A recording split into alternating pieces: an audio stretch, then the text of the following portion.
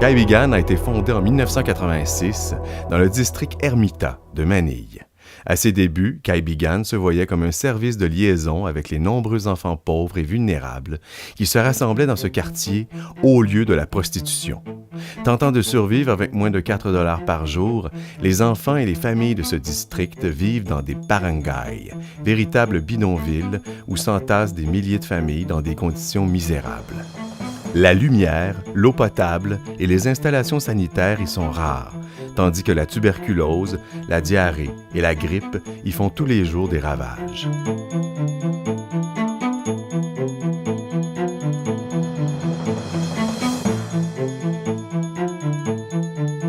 Il devint vite évident que ces enfants avaient grandement besoin d'avoir accès à l'éducation et qu'il fallait aussi se préoccuper du sort de leur famille.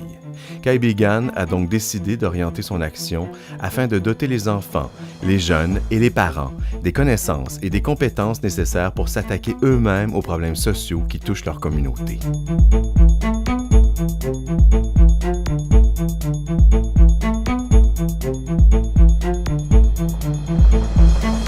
La majorité du personnel de Kaibigan est constituée de bénéficiaires de l'organisme.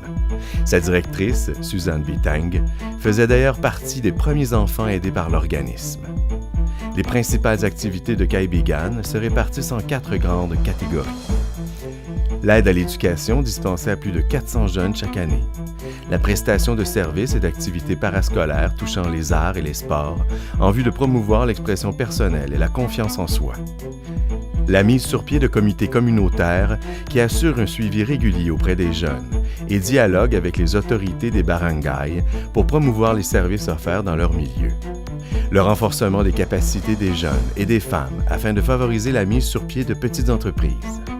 L'an dernier, ce sont plus de 1000 personnes qui ont participé aux activités et dont la vie a été changée. Aidez-nous à poursuivre le mouvement. Donnez, s'il vous plaît.